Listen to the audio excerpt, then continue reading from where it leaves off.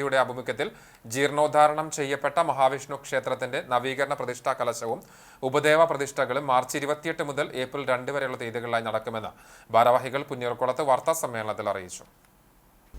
നവീകരണ പ്രതിഷ്ഠാ കലശ മഹോത്സവത്തിന്റെ മുന്നോടിയായി ഫെബ്രുവരി 25-ന് ലക്ഷദ്വീപ് സമർപ്പണം നടത്തിയിരുന്നു. മാർച്ച് 28-ന് തുടങ്ങി ഏപ്രിൽ 2-ന് മീനമാസത്തിലെ രോഹിണി നക്ഷത്രത്തിൽ രാവിലെ 9:05-നും 10:30-നും ഇടയിലുള്ള മുഹൂർത്തത്തിൽ മഹാവിഷ്ണുവിന്റെയും ഭദ്രകാളിയുടെയും സർപ്പക്കാവിന്റെയും പ്രതിഷ്ഠ നടത്തും. അതോടുകൂടി നിലവിലെ ശാസ്താവിനെ പുതിയ ശ്രീകോവിലിലേക്ക് മാറ്റി പ്രതിഷ്ഠിക്കും.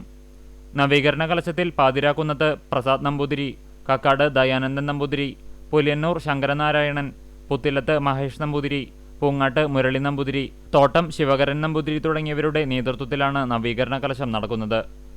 മാർച്ച് 28-ന് ആദ്യ ദിവസം വൈകിട്ട് 6:30-ന് നടക്കുന്ന ആചാര്യവരണത്തോടെ പൂജകൾക്ക് തുടക്കമാകും.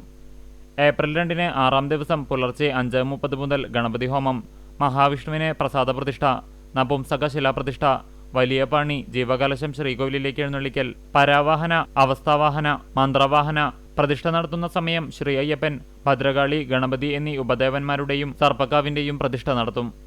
തുടർന്ന് പ്രത്യേക പൂജകളും ഉച്ചപൂജ, പ്രതിഷ്ഠാബലി, നിത്യനിദാനം നിശ്ചയിക്കൽ, പ്രതിഷ്ഠാ ദക്ഷിണവും നടത്തും. വൈകിട്ട് 5:30 മുതൽ ദർശന പ്രാധാന്യമുള്ള സർപ്പബലിയും അത്താഴപൂജയോടുകൂടി പ്രതിഷ്ഠാദിന ചടങ്ങുകൾ സമാപിക്കും. ഈ ദിവസങ്ങളിൽ ക്ഷേത്രത്തിൽ രാത്രി 7 മണി മുതൽ നാടൻപാട്ട്, നാടകം, മിമിക്രി, തിരുവാതിരക്കളി, നൃത്തനൃത്യങ്ങൾ, വീരനാട്യം എന്നിവയും ഉണ്ടായിരിക്കും. വാർത്താ സമ്മേളനത്തിൽ ക്ഷേത്രം committee president PV Vijayan, secretary NR Rajesh, T Krishnadas, VN Keshavan എന്നിവർ പങ്കെടുത്തു. ഏകദേശം 750-ൽ പരം വർഷങ്ങൾക്ക് പഴക്കമുണ്ടെന്നാണ് പ്രശ്നഗോചരം സൂചിപ്പിച്ചത്. അതിനേക്കാൾ കൂടുതൽ പഴക്കം ഉണ്ടെന്നാണ് പൂർവികരും പറഞ്ഞ് കേട്ടിട്ടുള്ളത്. ഈ ക്ഷേത്രത്തിൻ്റെ ഊരാളൻ മടത്തിൽ മുണ്ടയൂർ മനയാണ് അതിൻ്റെ ഊരാള അവകാശി. പള്ളിപ്പുറത്ത് മന എന്ന ഒരു മന സ്ഥിതി ചെയ്യുകയും ശിവചൈതന്യമുണ്ടെന്ന് അറിയപ്പെടുകയും അങ്ങനെയാണ് ഈ ക്ഷേത്രം നിർമ്മിക്കപ്പെടുന്നത്.